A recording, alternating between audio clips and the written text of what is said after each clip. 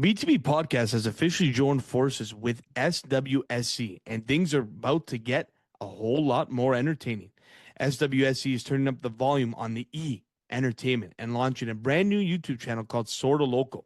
It's all about fresh local content, live streams, new shows, and the kind of fun, off the cuff moments you don't want to miss.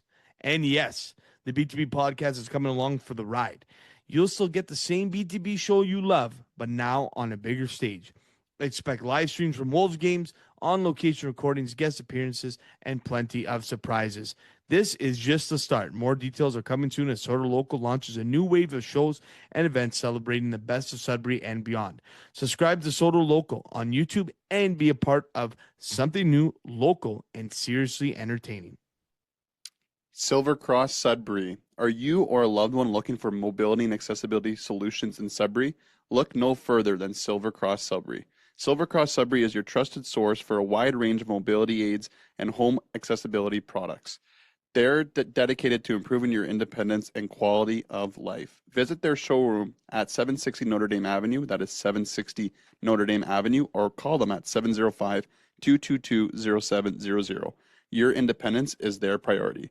We thank Silver Cross Sudbury so much, more importantly, Dean and Chantal Jacqueline, who are the owners of Silver Cross, for making a difference in our lives and our listeners since day one, supporting our podcast. From the cold of the north, where the stories begin, behind the bench, let the breakdowns roll in. Sports on the table, hot takes on the line, unbeatable banter every single time. Settle in now, let the good times last. You're listening to the Northern Ontario Podcast behind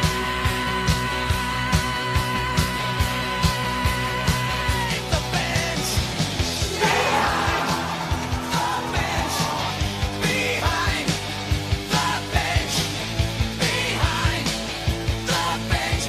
Behind the bench. All right, what is going on, everybody? Welcome to week 240 of Behind the Bench. 240 episodes, fellas. It's great to be back. We're here. You can find Behind the Bench podcast on all podcasting platforms or on YouTube. Find us on Instagram and Twitter or X, whatever you like to call it, BTB Podcast _ and TikTok at Behind the Bench. You can also find all other things BTB at www.behindthebench.co. Thank you, JP. Love you. And btbshop.ca for all BTB merch needs. We're here. We got Mason Monet Savage chiming in today, and we have JP Rains on the tail end of his 10-day contract with us. So we'll send it to JP here. How we doing, my man? Excited. Yeah, I'm glad we're recording within, I get 2 performances within 1 contract, so I'm over the moon here. I love it. I love it. Mason, how we doing? JP, always an honor to share a screen with you as the co-godfather, I guess you would call it, of the show. Wasn't able to hop on with you last week, so very glad to see you this week, and always a pleasure to see you, Chim. You live 4 doors up, but I never get to see you. I know. You know, it's just busy lives. That's how it goes. But yeah, it is pretty funny how close we are and how rarely we see each other right now. But we're in. I brought you up today at work. Oh yeah, I said this is a question I'm going to have to ask Mr. Chimino over at St. Ben's. I'm ready for. I can't or ask is this it right now? Oh, okay. Okay, this is all fair. It was about it was a crossword clue. Okay, gotcha. I love it. That's good. That's good, Mace. Well, doing well over here on my end, guys.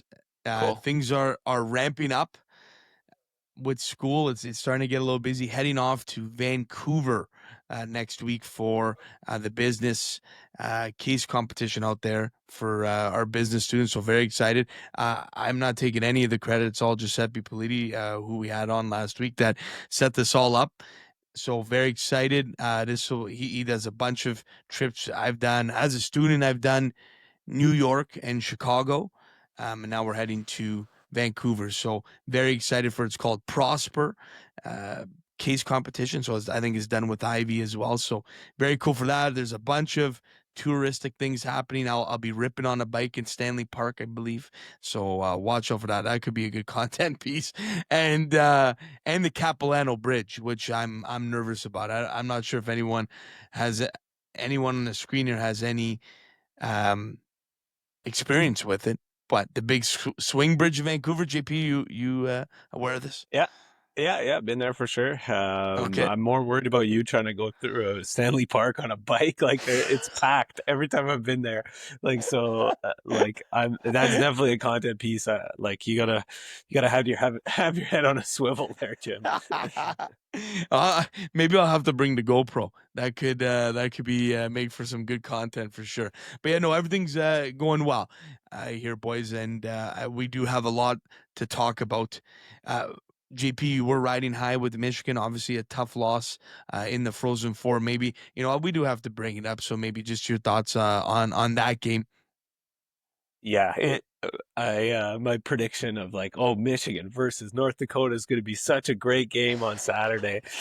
I think I created some expectations there. Both teams lose in the semifinals, and then you get Denver, Wisconsin in the final. That I'm sure the TV people weren't too happy about, but Definitely. But yeah, the double OT loss, I watched it all, and it was tough. It was a tough look to lose after that many shots, but it kind of honestly reminded me of Canada versus USA in the Olympics because the Denver goalie, and I'm forgetting his name, apologies to him, because he was absolutely phenomenal. He just stole the game and they won the championship. So kudos to Denver. I think that's their third championship in something like 5 years. So clearly an exceptional program taking place there. So they deserve full credit for the championship. Always with class, JP Reigns, ladies and gentlemen, always with class. One more thing before we get to the Tristan Ritchie Lake City Realty Performers of the Week. The weather is starting to finally come our way, gentlemen. Now, maybe not a lot of sunshine. However, a little warmer weather, and we've had a melt of the ages coming here. A lot of water, a lot of flooding, big flooding mornings. You go from a major snowstorm. These things are going to happen, but it was nice to drive by James Jerome and get a little peek of turf. So there is hope around here. But if you had to put your money on a starting date, and we'll go with the Idlewild Golf and Country Club, when do you think we will be golfing? Mason, what do you have? I'm not allowed to play this game anymore, Chim. Why not? Well, we broke the internet last time, I guess, the date. That's right. You are right about that. April 24th, 2021. No, I think May long weekend is usually a good, safe date. So I will say the Monday of that long weekend, which would be... That would be May 18th. Hey, yeah. I think that's a little ambitious, JP. Yeah, so I was talking recently with somebody who has knowledge about these things, and I've played the opening day the last 2 years in a row. It was May 3rd and May 5th in reverse order. So this year, apparently the one of the latest days that they've opened is like May 13th or something like that, and it's likely to be after that. Just everyone can imagine why, but I'm gonna go with the Wednesday, May 20th. So that'll be my guess there. Yeah, it's gonna be a while for everyone. So I was in the South over the weekend, and or just before the weekend, and just driving by some golf courses like in Newmarket and stuff like that look like they're ready to be open. I texted a few buddies, and we're basically going to do a trip, in next weekend probably to just get going, because it's going to be a wild thing for us. Yeah, I agree. I think within that week, for sure, I really like the Wednesday the 20th, JP. So maybe I'll piggyback off you there for sure. I think it could be around that, maybe even that weekend, the 22nd, it opens up. So I totally agree. I think it's going to be the most water this golf course has seen in a long time.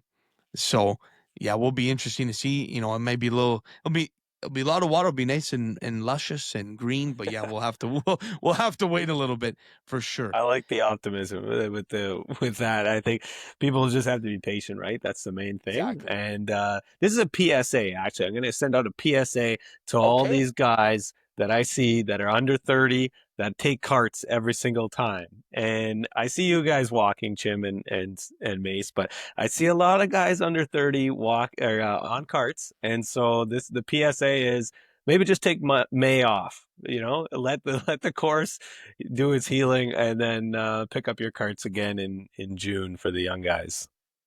It is true. I'll be honest. I do cart from time to time as well, JP, but I feel guilty, especially at the ID karting. The walk there is one of my favorites. Like, it is a completely different game. Mace, would you agree? It's a completely different game when you're walking versus karting. Oh, yeah, completely different. I also just enjoy walking more. Yeah. Longer chats. You're just not in a rush. Not trying to move your cart. Yeah. But if you're playing in front of me, take a cart. That's fine. There we go. I like it. It's a double-edged sword. Yeah, definitely. Good stuff, boys. Okay, well, let's keep it moving here. We'll go to the Tristan Ritchie at Lake City Realty Performers of the Week. Thinking about buying or selling a home in Sudbury, Tristan Ritchie from Lake City Realty gives you more than just listings. He gives you honest advice. Tristan will tell you whether it's the right time to buy or sell based on the market, your needs, and his deep local expertise. No pressure, just the truth.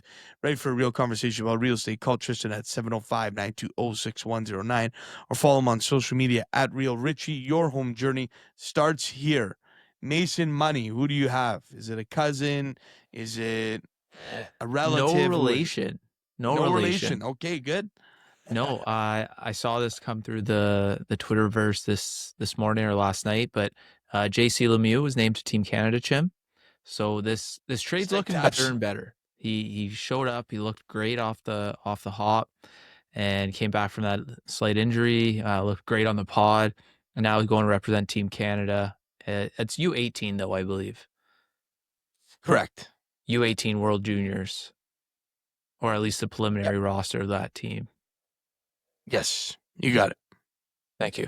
You're on it. Yeah, well done. JP, and what do you got? Oh, Jan Hovan got signed to an AHL contract. and there's we missed it right there. -1. Our boy Roberto Bagnato went on a deep analysis on that last week, Mason Monet. But sorry, I was double just the stick taps, though. I love it. No, I know. I'm just bugging you. From JC to JP, though, who do you got? I'm staying with SWSE if we're going to keep going with acronyms, acronyms. And I'm going with AK-47, Alex Kotov, the Rookie of the Year for the Basketball Super League. This was announced 2 hours ago. So I'm super pumped. Wearing the Sudbury 5 jersey, very ready for the finals of the league. And first game's coming up on Tuesday. So first home game is coming up on Tuesday. So hopefully see a bunch of people out there. Definitely, JP. Well said. And we'll dive a little deeper into the Sudbury 5 finals run that they're on, looking to go back to back. I'm going to go to a good friend of mine, Ben Rain, and the Western Mighty Dents. So if people don't know, there are only 2 dental schools here in Ontario, UFT and Western. Both schools play in a charity hockey game, raising money towards dental charity for those that can't afford dentistry. So a great cause and an electric game every time. It is kind of like the FDNY and NYPD. There is a rivalry. The boys are playing hard, and Western was able to get it done back-to-back, 3-peat actually. But since Ben Rain has been on a team, a friend of the show, and from Sudbury, of course, a good friend of mine, back-to-back champs. So it was fun to go watch him in London. And what a facility Western has, fellas. Beautiful there. What a rink. I know Brett Jacklin was wheeling around there in his heyday. So, yeah, very cool to see. And, so there it goes. Ben Rain. And we'll keep it moving to the Corny's bulletin board. Boys, Masters recap. We'll get right into it. Rory goes back-to-back. In our Masters pool, for the first time since we started this podcast, since we started this Masters pool, not one person, we had 138 entries, not one person picked Rory McIlroy to win. So for the first time, the winners actually did not pick the winner. So funny to see. Scotty Scheffler was next, so a few people did pick him and actually picked Rory as the runner-up. So it was pretty funny to see. But JP, you got the steal of the draft, of course, with Rory late in the 4-pack in the 3rd round. So you got to be delighted with that pick late. Yeah, playing free. I just wish I would have picked him in other pools as well. I just got owned in every single other pool. And I'll take a -1 for myself for my Akshay Bhatia pick. I was like all over Akshay in a bunch of pools, and he missed the cut. So that was awesome. And John Rahm also had a terrible day 1 and didn't do anything for me. But yes, I'll take the victory lap on just being able to take McIlroy, which was awesome. But what a Masters tournament it was. For me, the star of the tournament was totally unexpected. Hao Tong Lee is a guy that I'm like interested in following for the rest of the way because his scorecard kind of looked like mine in some cases. I mean, with the like quintuple bogey that he took, but it was awesome. And then he made fun of himself in an Instagram post, which was amazing. So that was just hilarious. And now I keep seeing Hao Tong Lee content on Instagram, which is even funnier. So credit to him, and what a beautiful event. Oh yeah, he has infiltrated my algorithm as well, JP. Like I went on a little deep dive on him. His content is unbelievable. He is a walking soundbite. He's hilarious. He has some good stories. Yeah, what a character and what a Masters, like you said. I had no faith in Rory, which is crazy as a defending Masters champion. But like you mentioned, he barely played leading up to it. And then, now you hear that he ended up playing a ton at Augusta prior to the tournament. So that's always going to do it. And like you said, playing free, Freddie Couples mentioned it a couple times. He may not lose this thing again. Like he is unreal. But it was cool. There's a bunch of guys in the mix. And you know what? The Masters is one of the only tournaments, maybe the US Open, where you see scores that high. I think Shane Lowry fired off an 80 as well. But the only difference is you play the same course every year, whereas U.S. Open is a different setup every year. So pretty cool to watch. JP, did you like my Tyrell Hatton pick, that late one there? He crept up the leaderboard there. I was thinking about that. I saw him all of a sudden, it was late in the day on Sunday, and then they just like show a screen where he's got like 3 birdies in a row or whatever it was. I thought of you and Kevin McClellan just like jumping up and down. So like, yeah, Hatton, he was on fire, man. And that's what we were saying. He could catch fire. He does that. So that was definitely thought of that. That was a good pick for sure. And kind of, big credit to Roberto too, who just kind of value picked Cam Young, I feel like. And then it was like, yeah, he can win, right? It's like, absolutely he can. Like he showed it.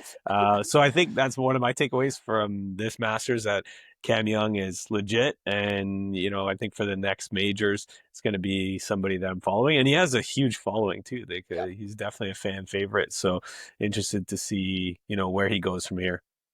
Yeah, definitely. Like you mentioned, Roberto, not the most golf knowledge, and he hammered his picks. I mean, Scotty at the 1-1, no problem. Rosie was a great one.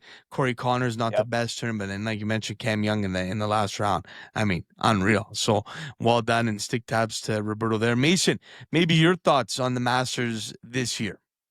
Well, I think your boy Hong Tong Lee cost Scotty Scheffler the whole tournament. It's a great point. point. Spent more time looking for that ball on 15 or 16 than we spent on Stickgate at the men's invite 2 years ago. It was incredible how, if your ball's that far gone at a tournament like that, you can't spend that much time. Scotty Scheffler waited. He walked to the green twice. And then he missed that putt. He didn't make the playoff by 1 stroke, and he lipped out on that 3rd last hole. Yep. Yeah. Imagine coming second in a tournament and never once sniffing first place. Like, he was never once in first, but he still comes solo second. That was most of this tournament. Like, it was Rory leading him for the most part, right? Like, it was wild. Yeah. And I had Sam Burns in a pool. he fires off Tough. a birdie to start the round. I'm like, oh, One here back. we go. Here comes the push. And then I believe it was a double or a triple he made on 2, and it was just like, okay, this is my type of player because this is exactly how I play, like you kind of alluded to, GP. So a little disappointed to see Sam Burns struggle like that. And I believe Shane Lowry was in his group, and they were barely They didn't show shown them on the broadcast. They didn't show them for Yeah. 5 hours. It was Lowry crazy. fired an 80, like you said. Yeah. But one of the moments of the weekend was his hole-in-one. Oh, yeah. That was great. Another great moment was Bryson, not his double or triple on Thursday, but 18 on Friday. He's going to make the cut, and he doesn't flub it, just doesn't get out of the bunker again. And then you see him doing the math in his head. He goes Rain Man, and he's like, oh, I'm done. I'm done. Yeah, I felt for him. I feel like he's taking some sand home, and he's going to be practicing hitting over his house out of the bunker or something. 'Cause he's gonna have some bunker nightmares. But what's funny is that if you think back to the U.S. Open, he hits an incredible bunker shot to beat Rory, right? And they put a plaque there now for him. Did they actually? I did not know that. Yeah. Oh my God, a plaque. Ugh, I don't know. I disagree as well, JP. I'm right there with you. It should be right like Pinehurst number 2 is historic.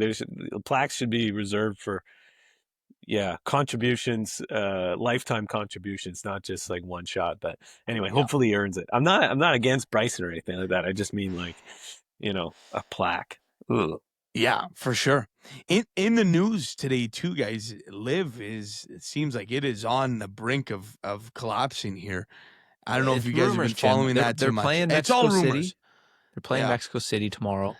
The comments have been hilarious. Like, is this actually still happening? Like, that is hilarious to see. Imagine being one of the 5,000 people with tickets to that and questioning, are we still going tomorrow?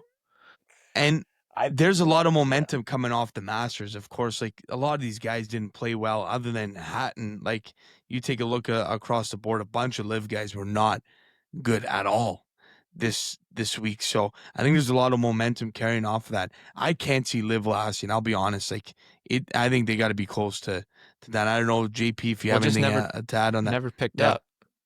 Yeah. Well, that's it. And like, I think it's one of those things where you start out with a ton of cash and you're kind of not worried about what happens, and it just never built momentum. Plus, they just kind of have all these villain type characters now where you don't really want to cheer for any of them.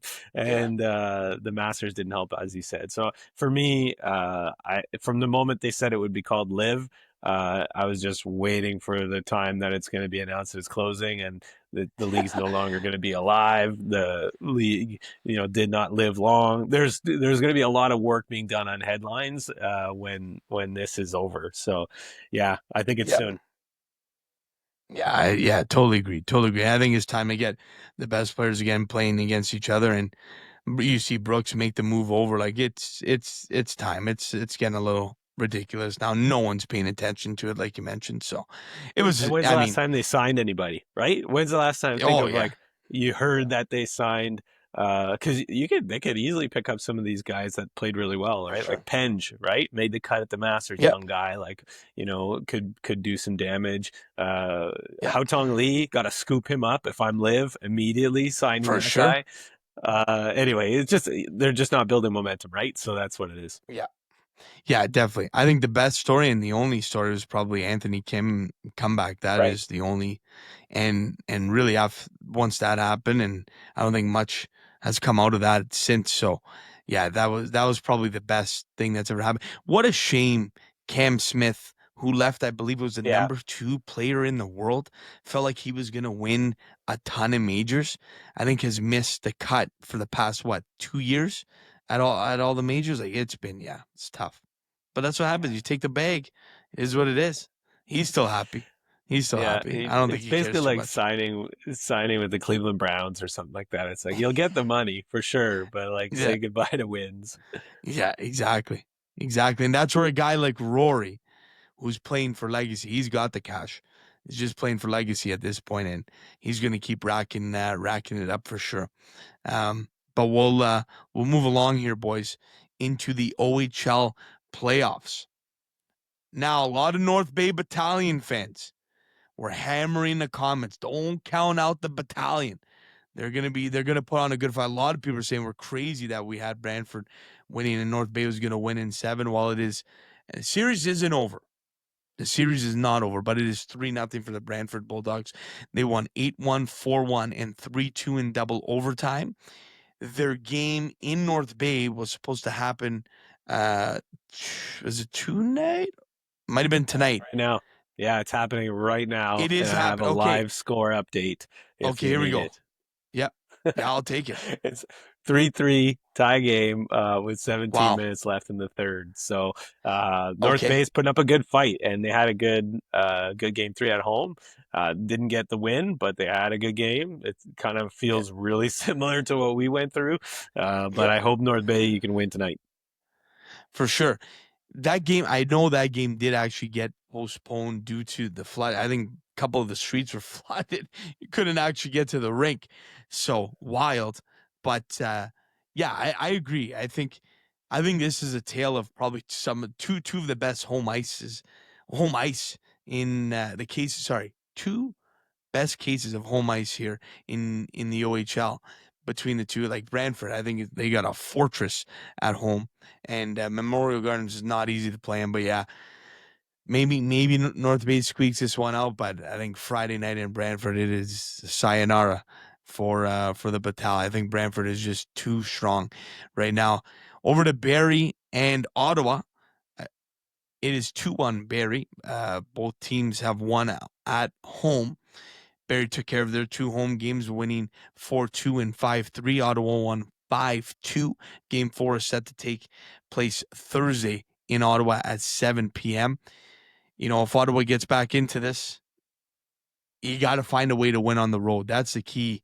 Especially, I mean, it sounds so simple. When you don't have home ice, you need to find a way to win one game. So maybe you carry a little momentum, but I think a great series overall, and I think we knew it was going to be set to could potentially be a long one. So I don't know if anyone has anything to add to to this Barrie Ottawa series. JP, Mace? Yeah, just quick. That's it. You know, I think, like you said, you got to win on the road, and that's just what it is in the playoffs, right? So you look at the series.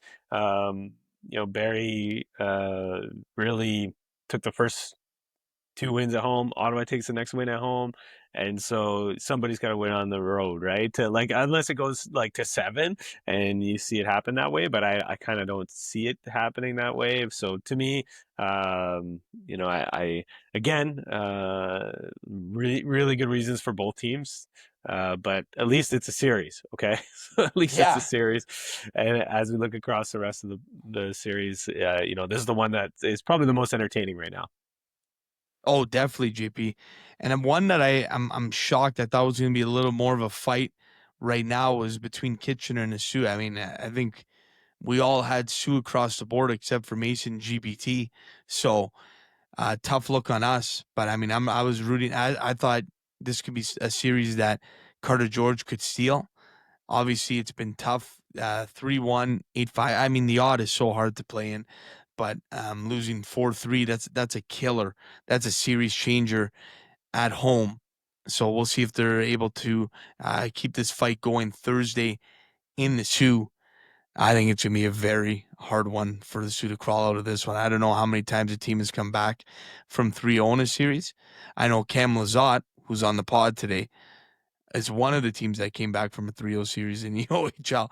But this is definitely one that I think could be done, JP. Yeah, like I'm looking at those the last 2 series, the newest news from the Michigan Wolverines hockey is that we're apparently getting Cameron Reed out of Kitchener and Jack Nesbitt out of Ottawa, 2 first-round picks that are supposed to join the Wolverines next year. So I'm like watching those 2 series, just thinking those 2 guys are on sort of my team next year, thinking they're going to go head-to-head. Again, still would love for the Sioux to take some. Like it made the great point about Carter George.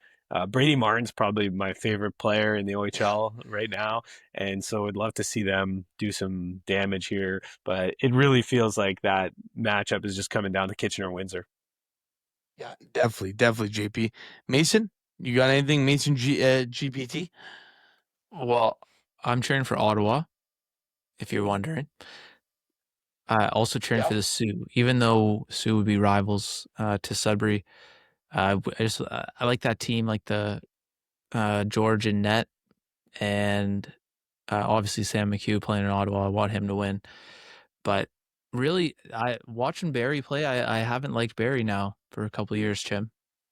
So Tough team I to don't play know. against. Would that be the Wolves' biggest rival? I guess is my question. No, I don't think so. No, I North think it's Bay? North Bay. Yeah, just the amount of times they play each other, how close they are geographically. Yeah, I think it's North Bay. But I would say Barry is a It's bigger chippy. it's a bigger rival than the Sioux, I would say, in my opinion. Like in terms of chippiness, and so I mean, we had a major fight this year between Doucette and Elias, and that one did numbers. My goodness, Henry Doucette really stepped in there and stood in there. But there's such, what, Barry is a tough team to play against. Like on the back end, you worry about discipline, and they've been fine, obviously, and Aitchison has been a factor. And that's a guy, my God, you hate to play against, but would you love to have on your team is Keyshawn Aitchison, I think. And him, potentially being on the blue line with Matthew Schaefer at some point in his career in Long Island would be cool to see. Would be cool to see. Be quite the duo there. Windsor and Flint boys. Windsor cruising here 3-0. 4-2, 6-5, and 2-1 are the games they also play this Thursday in Flint. I was kind of worried about Flint because of how easily they got out of the first round, but I kind of always thought they were a little fugazi, and I think Windsor was a more playoff built team. Flint kind of reminds me a little bit of what the Wolves were a couple of years ago. A lot of firepower, but not a ton of playoff grit and goaltending. So, JP, I don't know. Do you like that comparison? I mean, that's 100%.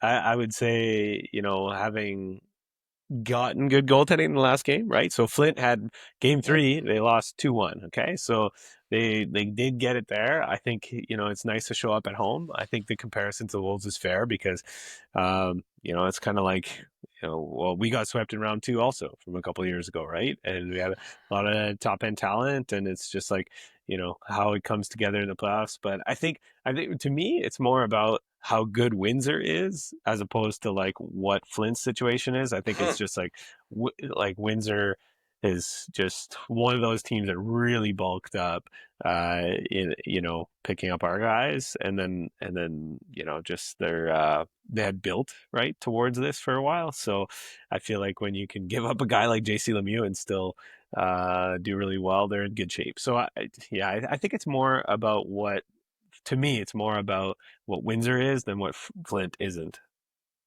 Yeah, okay. I like it, JP. A lot of Wolves connections. Obviously, Villeneuve and Ferran are there, but also Connor Walton was dealt there early in his OHL career, and I believe he was a part of the Nick DeAngelis trade. I would have to go back and check, but that's my gut feeling. I believe that was around the right time that they sent Connor Waltz over to Windsor, so I'm going to go with it. And if I'm wrong, well, I guess that's another dash for me. No, that sounds right. That sounds right. Yeah, Because okay. DeAngelis was on Windsor, and that was a nice trade. I mean, as much as Connor was good and that kind of thing, he also kind of needed more of an opportunity than I think he was getting with us. So that was good for him. And ultimately, DeAngelis was really good for the Wolves. So like, my God. of the trades you look back on, compared to the Prots trade.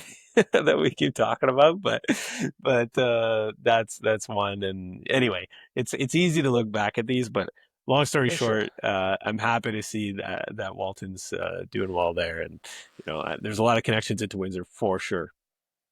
Yeah, for sure. Cole Dwayne boys is lighting up this playoffs. So he's got 19 points in 8 games. Like, these are a little bit video game numbers here out of him. So him and Ben Wilmot both leading the league here. leading in points. So yeah, it's fun to watch for sure. Now, keeping we'll get into SWSE here. We were talking about the Sudbury 5. The Sudbury 5 are in the finals of the Basketball Super League, looking to go back to back. JP, you are rocking the jersey. How we feeling about the 5?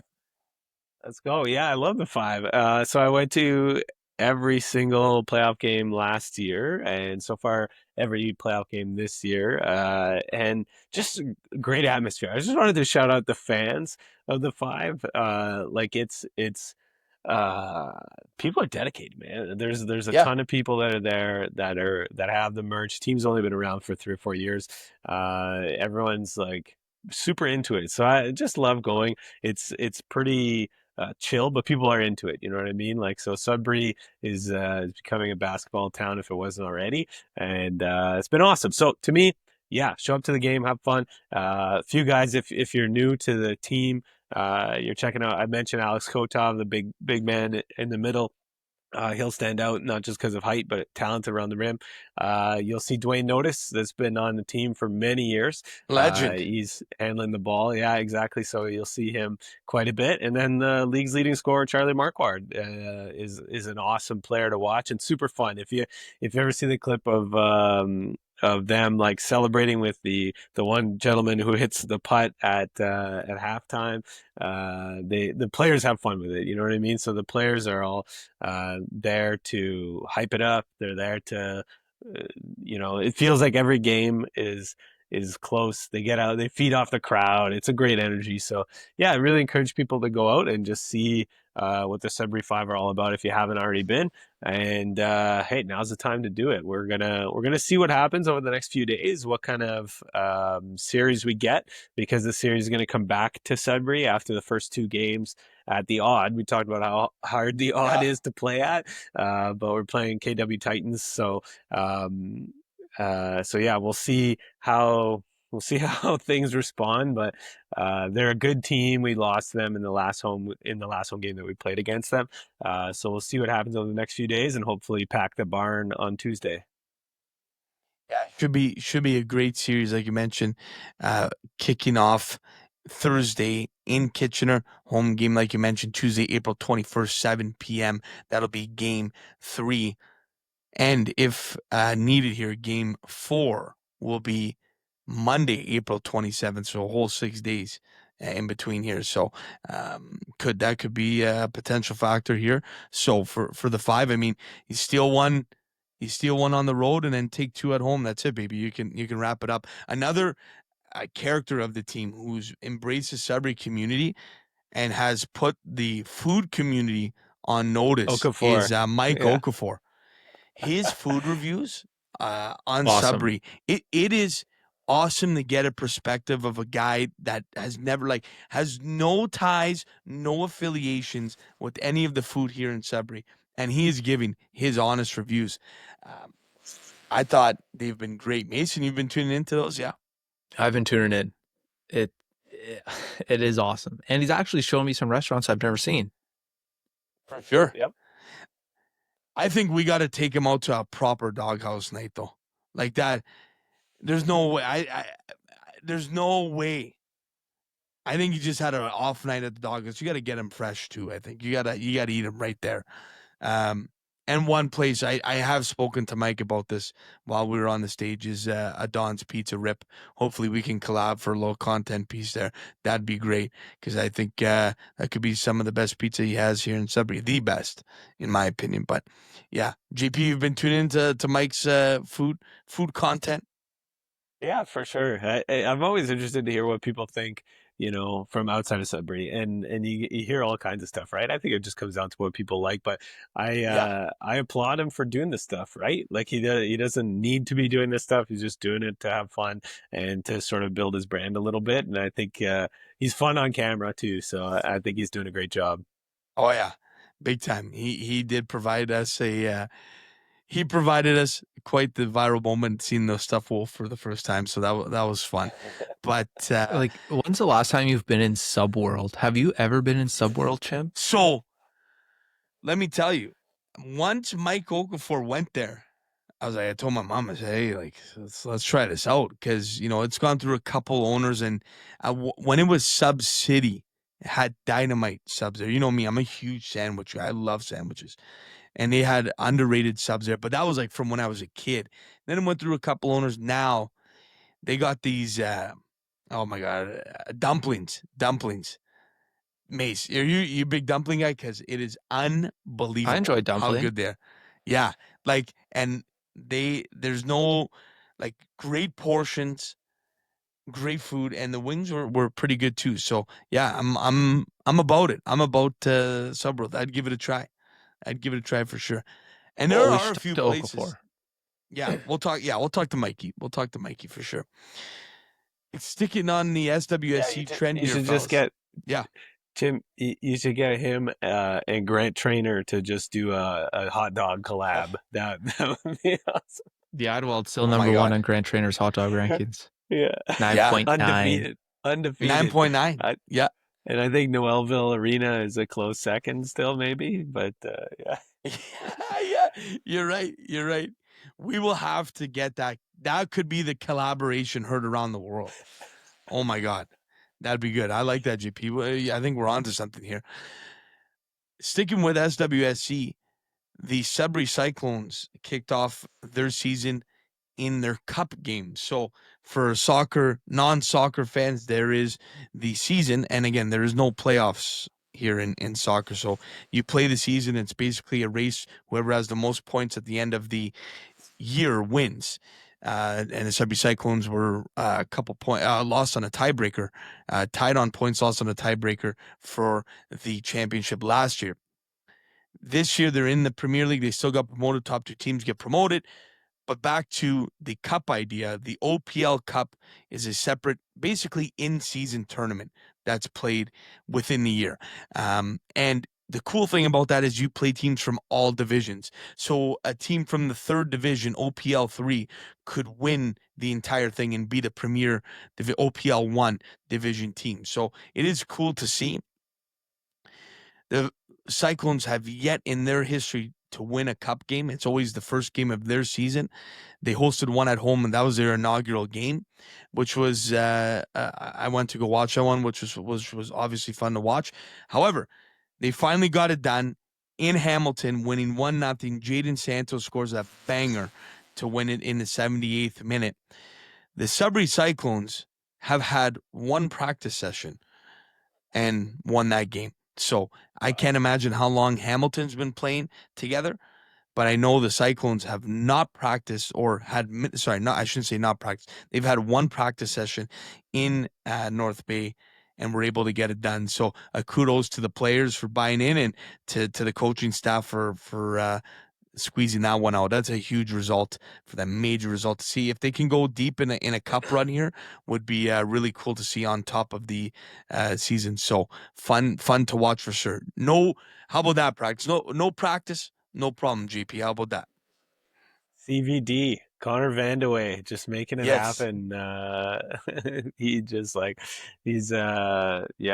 great dude. I see he's wearing the captain's armband these days, so good to see that he started out, I think, just as running the team. It felt like from an administrative perspective, and then it's kind of like a slap shot thing, like put me in, and he's I think their main keeper, so it's pretty cool to see. For sure. I mean, he is a key part of that team. If they don't have him, it is a whole different ball game. And again, still no practice facility for them to play on here in Sudbury. So I think they are looking at playing. Enter playing. Chim's No, I'm just saying facility rant. I'm not going to, but I just want to point out what they're dealing with.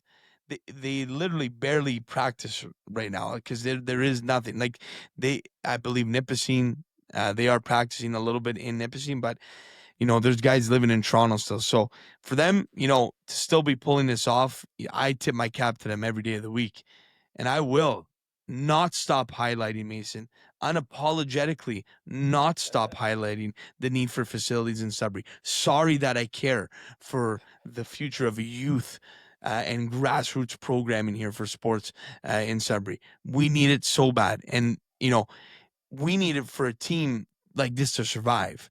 And I also, before I'm not going on a rant. I'm gonna stop myself. I'm not gonna go on a rant. I'm gonna stop myself right there. I do want to shout out the women's team as well, who started off their year with a W, as well. So a big shout out to the women's as well. Huge results all the way around.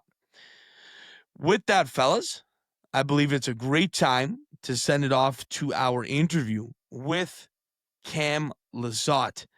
Now, before we do it, Mason, you are wearing, and now it's out, ladies and gentlemen. We collabed with Atelier Coin for some custom 4 of 4 merchandise.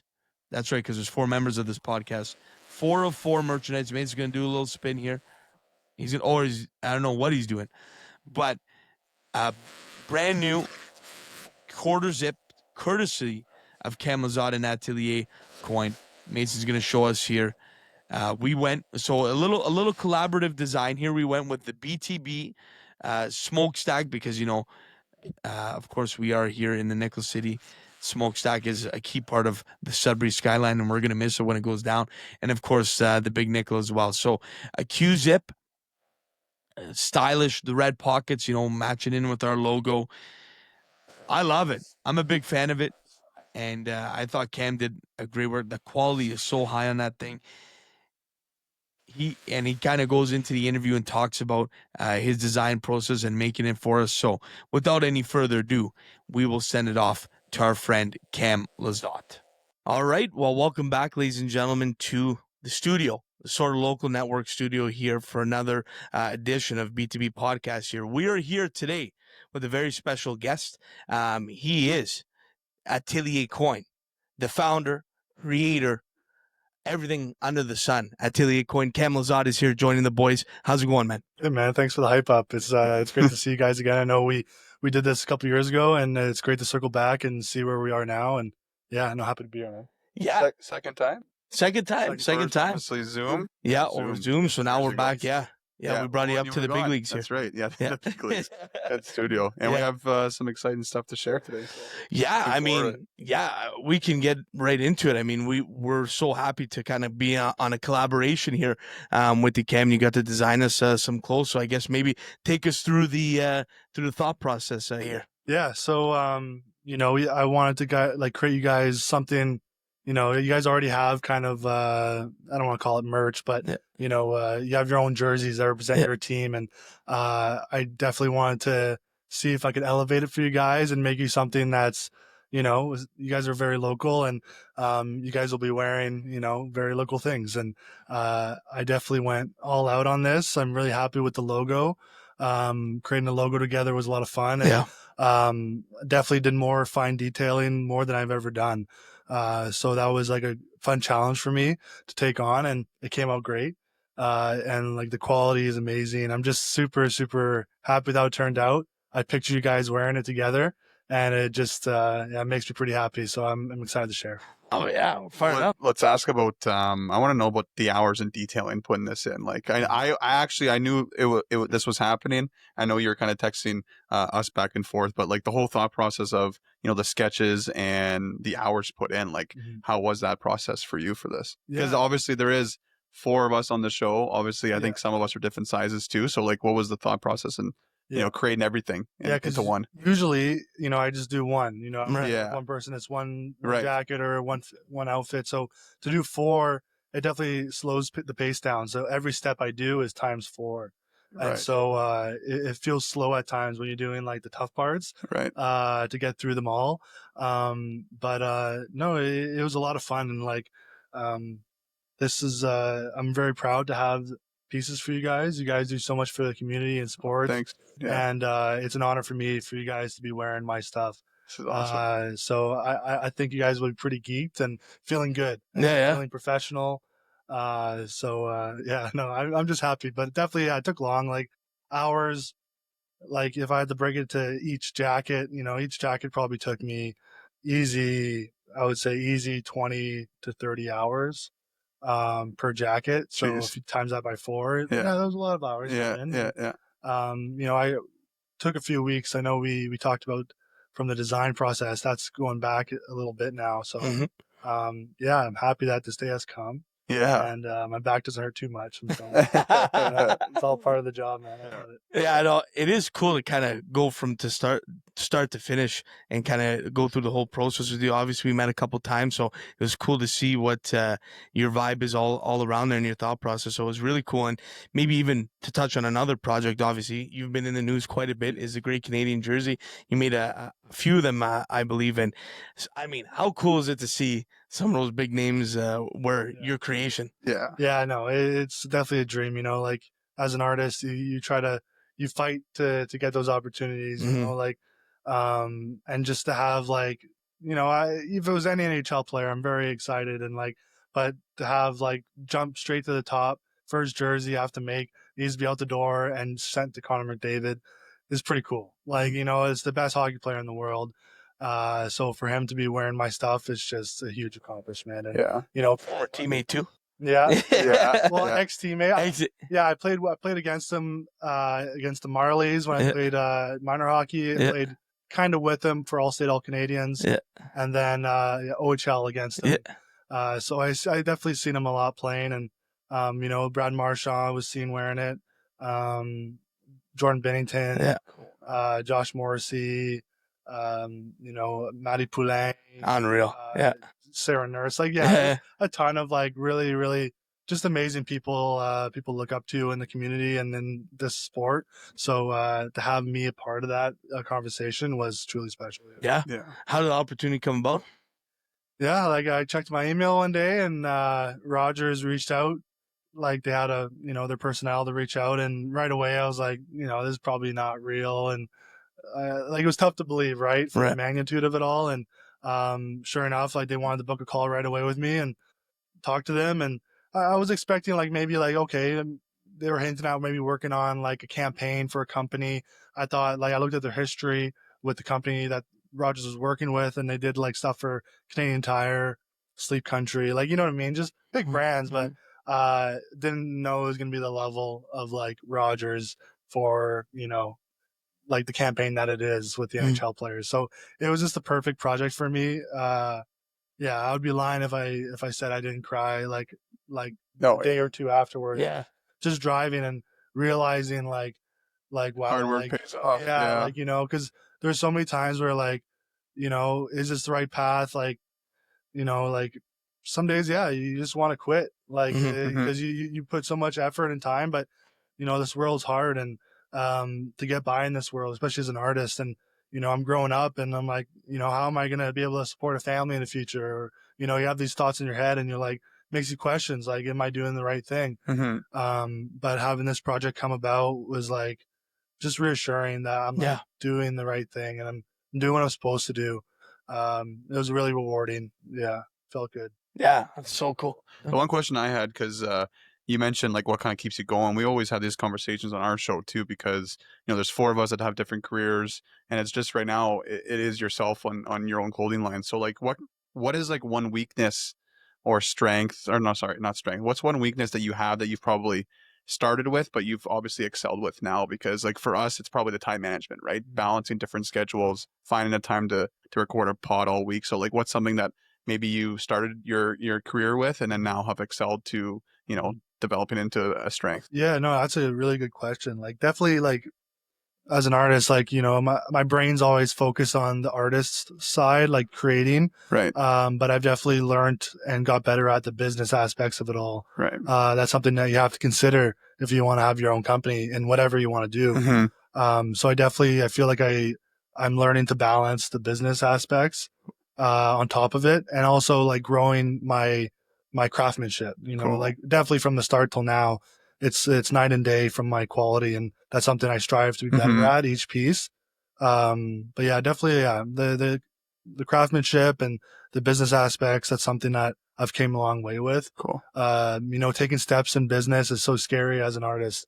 Yeah. You really don't know what you do, but the best advice I got is find people who know what they're talking about and like, you know, feed off them, and it's okay to get help sometimes. Yeah. So just building I am by myself, but I do have a team behind me. Good. Whether it's my family, my friends, it's okay to use those resources and to Whatever improve you need. yourself. Definitely. And going back to the jersey now, I'm not sure. Have you done like any pieces on hockey prior to this big project? I did a jacket for Ron McLean. Okay. For hockey Yes, training that's camp. right. I remember that. Yeah. So that was my first introduction back into hockey. Got it. From being away from it for years. Right. So it's super cool that like the hockey community is still watching, like it's still looking at me. Sometimes I forget that, like, I think it's so behind me. Right. Yeah. And then next thing you know it, this You're stuff back comes in. up, Yeah. and I'm right in the heart of hockey. Yeah. Yeah. No, it's a cool way that it all kind of connected, and I feel like like we see it too. Hockey's kind of always around, especially once you're in it. The community seems to be a pretty tight spot. So I'm not sure if you feel the same way around that. Yeah, They proved it over and over again. Like hockey community is really like nothing else. Like I'm so grateful that I played the game growing up because I have so many friends and I still keep in contact with, and just what it teaches you in life. I know sometimes people on the outside look at hockey and give it a bad rap, but it does create strong men. And, and I think that's stuff that we need in the community. It's taught me a lot of discipline and teamwork. So, hockey is awesome. And I play beer league now. And, and it is, it's being with the guys. Yeah. Yeah. It's still awesome. I love it. Oh, that's good. Can you see? We talked about it off air, but could you see yourself maybe getting back into maybe coaching or something like that? It would be super cool. Like, I don't know if it'd be a time where maybe if I do end up having children and they go in hockey, helping out, it would definitely motivate me more to help out. If opportunity came about, I would definitely consider it. Yeah. Like I know I have a lot of knowledge that I could share, and why keep that in when I could help other kids and improve. You want to see kids from the north do something with it, because it's tough. We have to travel to Toronto every weekend and just try to get a look. And so we have to work that much harder up here. Yeah. Definitely. Well, what's your take? And now we're getting into the hockey side of things here, but my brain's going here. You're opening. But what's your take, Kim? We see a lot of kids leave now early, like we're talking 14, 15 before their minor bantam year. Minor bantam, right? Yeah. Yeah. When you get drafted, U16 year. Minor midget year, sorry. Sorry, U16. But they're leaving 2 years before now. Yeah, they're leaving earlier to go play and get noticed, and maybe some fit into a good situation and some aren't. So I guess maybe what's your thoughts on kids leaving early? Yeah, like I had the same opportunity at I think Vaughan Kings and Junior Canadians were asking me to move down at like 15, 14 years old.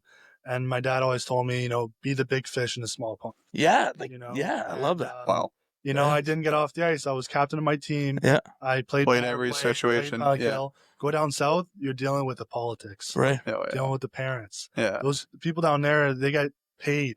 That's great. It's all volunteer up north, really. Yeah. And true. so, you really don't want to deal with the politics because you're going to be the outsider now. Yeah. And trying to, just squeeze yourself into any situation. It's going to be that much more difficult. And you're in a GTA and like there's more scouts, yada, yada. But they'll find you if they're good. If you're good enough, they'll find you. Yeah. So enjoy being home when you can. Because I left at 15, but I come back till I was in my 20s.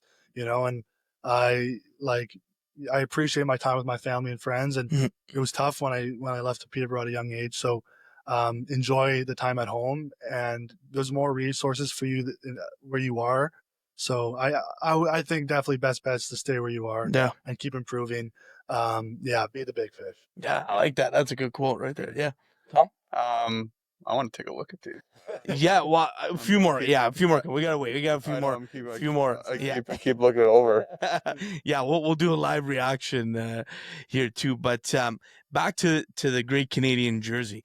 What was the process like from getting? Like, how many jerseys did you guys see? Because I know you had a partner working on it too. Yeah. So I want to say it was around 600. Yeah, it's wild. Like look at the logistics, and it was around 600, and a lot of jerseys. Yeah. Like I know you probably saw the photo of me sitting with the jerseys. Yeah. That wasn't a hard photo to take. There was just so much jerseys going on. Yeah. It was a crazy, crazy project, and like, we're trying to finish this jersey so it gets shipped to Edmonton by this time because, you know, there's a lot of money that's already been thrown at a project. And if I don't get this jersey done by tomorrow night, then, you know, we lose a lot of money. And then but they're also telling me, oh, you can't start yet because there's a jersey from Newfoundland that's coming and we need to represent Newfoundland. I'm like, okay, well, I'm waiting. Like, so it was just a crazy time crunch. But like, luckily they had me working in Toronto, and I worked at a studio in Toronto, and there was a couple sewers that usually work for film.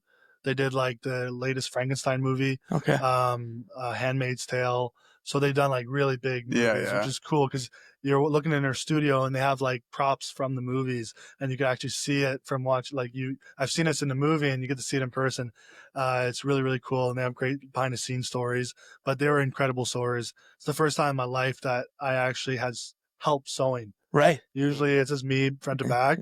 But I got there and I was mainly the designer. So I'd be like puzzling these pieces together. And they'd go to work. And then as soon as I finished like a puzzle, I would slide it to them and they start sewing the squares up together. Out of the 5 jerseys we made, I probably sewed 20% of them. Wow. So it was like incredible to have like help, but also like have trust. I've hired people in the past to help me, but it's tough to find the quality sewers that meets to your standards. And it was incredible project. Like to wake up downtown Toronto, you know, they hooked me up in a nice hotel.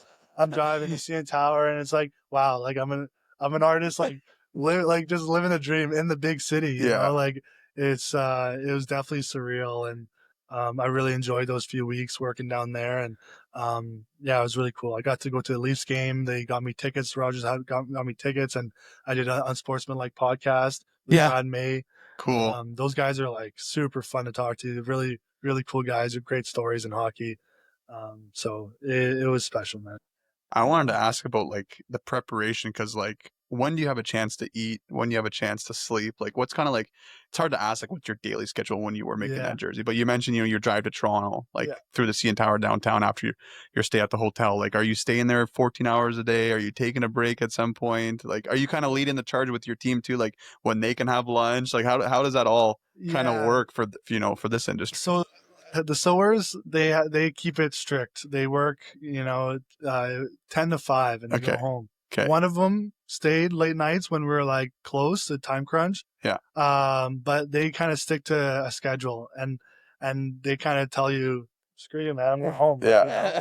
We're like, I probably stayed like on average around 16 hours a day in that studio. And luckily there was a team around doing logistics, and they would get us food.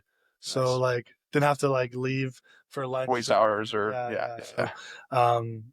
food would come through the door. You just stuff it down your throat. And go back at it. But like probably for 2 weeks straight, it was 16-hour days to make those 5 jerseys. You know, like it's a lot of seams. It's not just front, back, sleeve, put them together. No, like you have to create the fabric.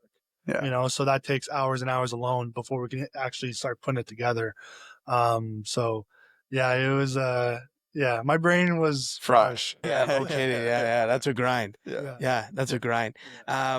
Now going back to the industry, you mentioned like it's hard to find good sewers, right? And people that are capable of doing it at a high level. So I guess maybe my question to you is, you know, is it a dying breed, or how could maybe in the North we can ramp it back up? I'm just brain's thinking. No, it's definitely a dying art. At the end of the day, it's a trade. People kind of forget about it in the trade circle, but it's important to be in the trades right now, like especially with all that AI stuff. Like it's good to work with your hands. And I think for me, like I definitely want to, you know, I have a public visit at a school in 2 weeks in Garson, the old school I went to, St. John's.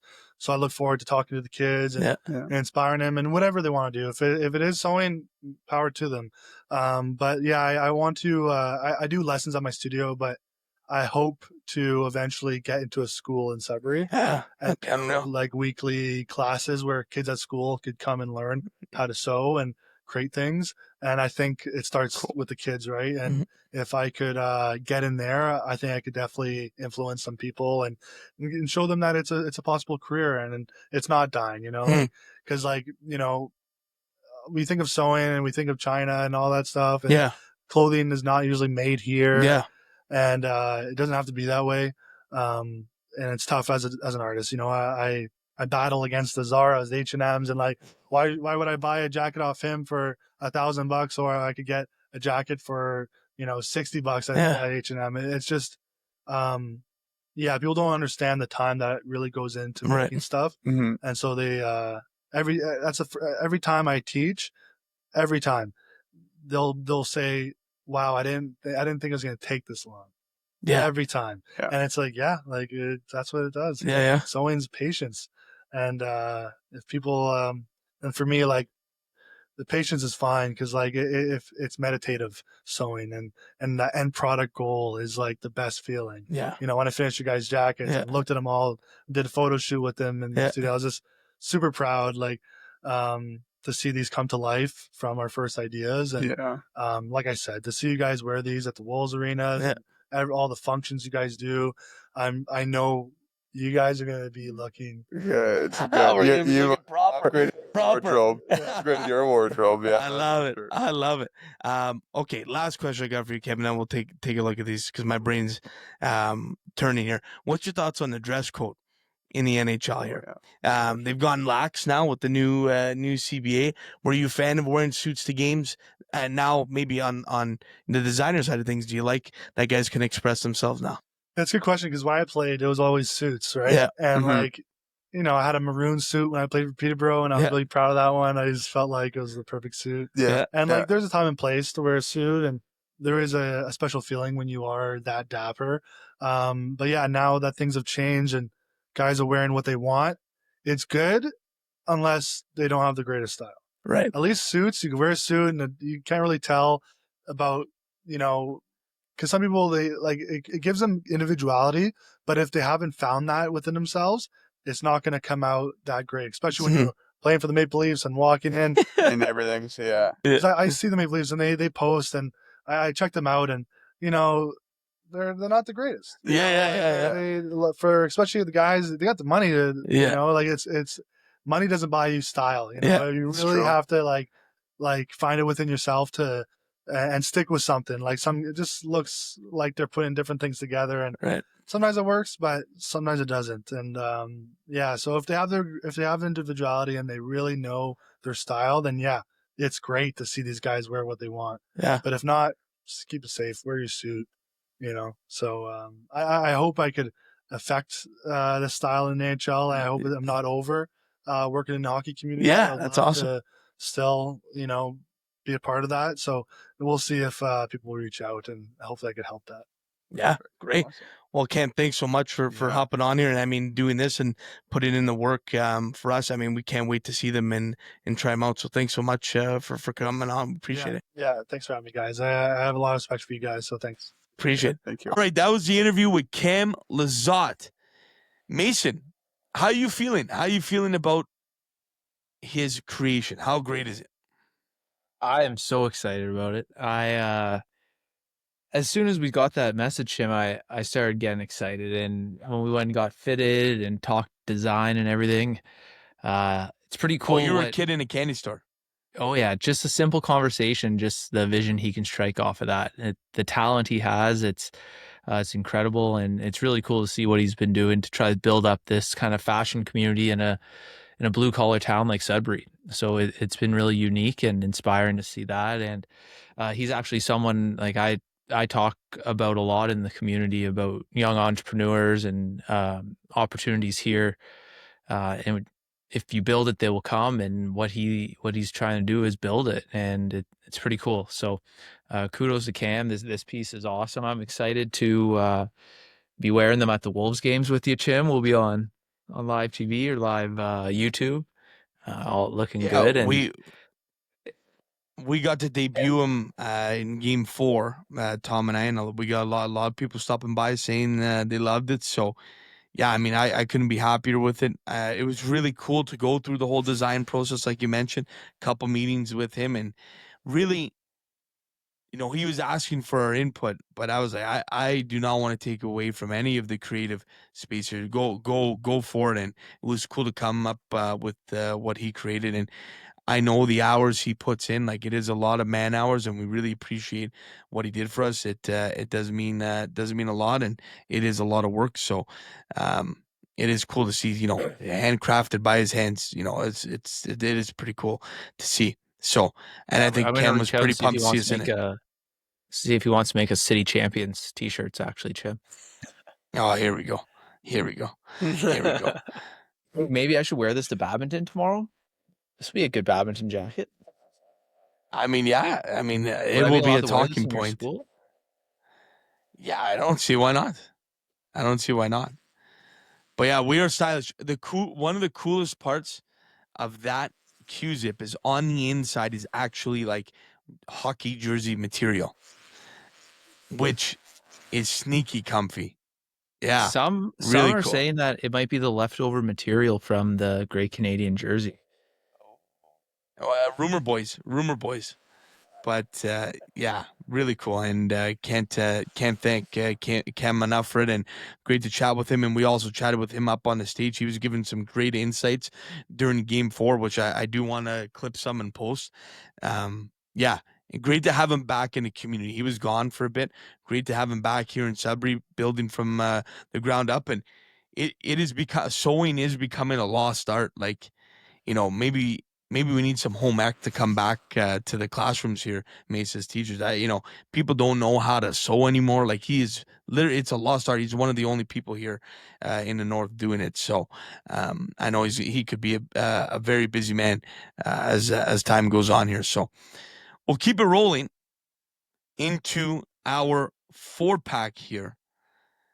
And we go from Masters picks to something completely off the board, ladies and gentlemen. And we are picking emojis, some of the best emojis to use in the game. So I'm going to have fun creating this board. But yeah, JP, you came up with the inspiration for this. So you tell me, how did you come up with emojis here? It was a clip on SNL that I saw, and they were talking about the most popular and least popular emojis, and it was the aerial tramway and the red heart. So I just thought, hey, that'd be a good thing to go through, to run through, and we'll see what we get here. See who comes out on top with the popular vote. Okay. JP, you did pick the winner, so I'm going to go right back to you to set the order of this draft. Yeah, well, I put myself at the bottom the last time. This time I'll bat lead off in the Devon White spot, to give a reference that 92-93 Blue Jay fans would know. But I'll go first, and then Chim, you can go second because you were here last week, and Mace, you would get the snake. Also, I can see you're preparing currently, Mace, so I'm gonna give you time to build your list here. I'm watching the Sub City review. Sub World review. I just have to get rid of all, because I use a lot of custom emojis here. So trying to find my there. I had these switch keyboards. That's awesome. Okay, so off the top, the one for me, the greatest of all time emoji is the goat. Give me the goat emoji in spot number 1. Okay. I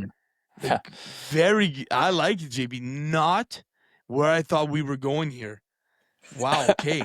I was not ready for that one. Okay. I like it though. I'm gonna go with the laughing crying emoji. I think that's one of my most used ones. So laughing crying emoji. Definitely the most used for sure. Yeah. Yeah. I guess that's very chalk. That's a chalk. Okay. Mason, back to back jacks here. I want the eyes. Yep. The eyes, please. Got it. I will then also take the I'm just trying to see if I can save it. Can I save it? No, I don't think I can. I'm gonna go with the kissy face. Oh. Okay, kissy face. Okay, Mace. That one is used a lot in our chat as well. Roberto loves that one of his favorites. I'm gonna go with the handshake emoji. Really was brought to us by Almost Friday. So I'll go with handshake. I'm happy with that pick. JP, back to back. So classy. So classy, the handshake pic. My personal favorite is the 100 emoji, so I gotta draft that one for sure. Yeah. That one's definitely my personal favorite. And then I'm just worried about it not coming back to me. For some reason, it shouldn't be in the third round, but neither should Rory McIlroy be in the third round. So give me the dog. I just love the dog emoji. I love it. The dog emoji. That's great.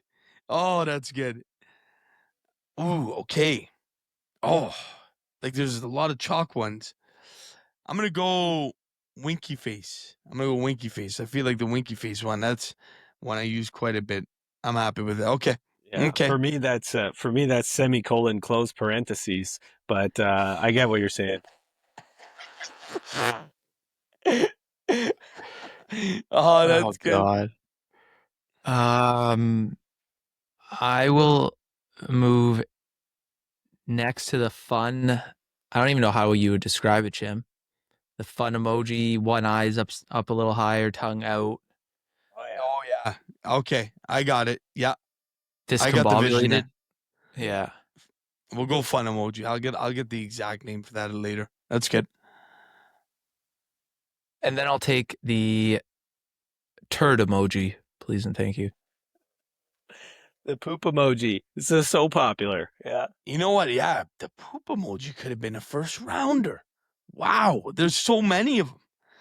Yeah. Is that what you meant though, Mace? Yes, Just clarification. Poop with the Okay. eyes. Poop equals turd. Okay, yeah.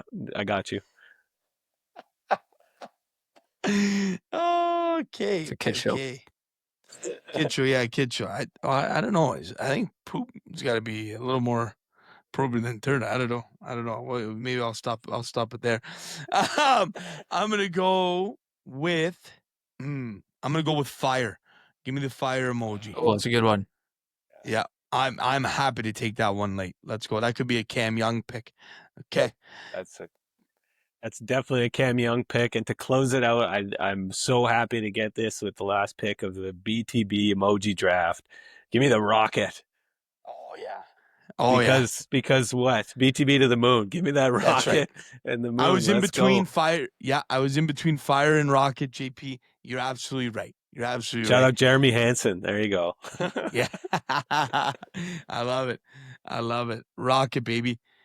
Okay. Well, let's go through the board here, fellas. JP went with the goat emoji, 100 emoji, dog emoji, and the rocket emoji. I went with the laughing, crying emoji, handshake, winky face, and fire emoji. Mason went with the eyes, kissy face, discombobulated fun emoji, and the poop emoji. I have a list of honorable mentions. Yeah, there's quite a bit. There's quite fist bump. One of the fist best bump's emojis one of my favorite to use. Yeah, fist bump's good, but in like a little sassy, especially in university, you miss out on some fun event. You just send the empty mailbox. Like, where's my invitation? That was a great emoji. That was one of like the early emojis. Jim, you probably didn't have a cell phone when this emoji was in use. Yeah, I don't think I did. I don't recall that one. Oh, I had one more. The smirking one? That's huge, you know? Yeah, the smirking one is huge, and the salute. Oh, the salute's one of my favorites. Yeah, that's a good one. There's so many. There's so many to pick Money from. I like to go. Oh yeah, money so for Money Savage. Yeah, money for sure. That's a huge one for me. The face palm. My wife loves that. My wife loves that one, and it's a good one. Face An palm. emoji never to send is thumbs up. I agree. I get the thumbs up back unless it's from someone over 60. It feels like you lacked effort. You know. Totally agree on that. It's but hey, at least they acknowledge, I guess. It's better than just leaving you on red, I guess. But who knows? I have a Pixel. I don't have an iPhone, so I basically it's the equivalent of having a rotary phone these days. So sign me up. Oh, too good. All right, fellas. Well, on to we missed it. Anything pertinent that we missed here? The dome has been erected. Yeah, inflated. inflated. So we're happy about that. Old GP throwing it on NHL playoffs. Oh my God, yes, JP. I missed the board on that one. They are on the horizon here. I mean, the Habs, boys. Habs. How fun are the Habs right going back to Michigan? Would have been nice to get him for the playoff 2021 run. Stanley Cup final. That's a great one, right there. Forget some revenge for the Habs against the Lightning this year. Oh, big time. My fun fact that I've been saying since 2021: Nick Suzuki and Cole Caulfield have more Stanley Cup playoff appearances in the finals than Austin Matthews has playoff games. Or sorry, finals games. Yeah. It's yeah. I don't want to punch down. This is like 3 Habs fans here on the podcast, so it's gonna be tough. What I will say is that I'm feeling for my Leafs fan friends right now. They're going through it, so check in on your Leafs fan friends. Give them some love. It's a tough situation. I'm not a Habs fan who dislikes the Leafs, right? So I worked in the organization as my internship. I love seeing them succeed, but they're going through it right now. So they just gotta they're in one. Rebuild and not just retool, but see what happens. Just please don't hire Chris Pronger, okay? Just don't make this mistake. I've heard people talk about this. So Leaf fans, write in to Rob Pelly and tell him that Chris Pronger is not your guy, because that's I'm gonna just put it out there anyway. Okay. The other name I keep hearing, if you guys have heard this, is the guy from the Ducks. No, sorry. Which team is he from? Is it Florida? Florida. Yeah, the Meta guy. Suni Meta, yeah. Yeah, and I get it. Like the cool analytics. Hey, I love analytics. I'm the first person to say that stuff. But to me, you absolutely need an organizational culture leader. And going with an analytics leader is like a nice move for certain organizations. But to me, the Leafs need a culture leader. And I get that they're going to maybe do the president GM thing. And then if it's like, okay, president's our culture leader, the GM is the analytics guy.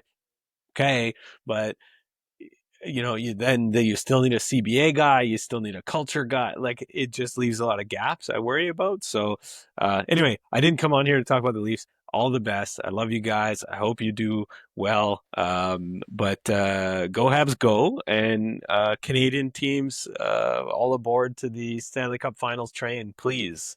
Oh yeah, absolutely. It is wild. There will be no Don's Pizza Leafs watch party this year. First time in BTB history. Tommy Vos won't be in the hot seat. But like you mentioned, JP, we got Ottawa in the mix, Montreal in the mix. It's fun to see a lot of new teams in here as well. Not saying those two are new, but I'm looking at teams like Buffalo, Anaheim's getting back in it. Philly's back, which is great. Philly and Pittsburgh first round potentially could be unreal. Utah making it in this year. So it is fun to see. It is fun to see a couple different matchups too. Yeah. And are the Mammoth playing the Golden Knights? Did that come together? That is, if the playoffs started today, yes, those two would be playing each other. Yeah. In the expansion draft situation, I get that the Kraken are there, but I'm interested in that. I think you're right. It's exciting to me to see what's going to happen with those permutations and new teams and all that kind of stuff. Super pumped to watch the Foligno brothers. Like that's the main thing for me after the Habs that I'm looking out for, just to see how that goes. And yeah, just like I think it's going to be a deep run for whoever wins out of Dallas and then Minnesota. I think they're supposed to play Dallas, so hopefully that happens. But NHL playoffs are going to be huge, so definitely excited for it.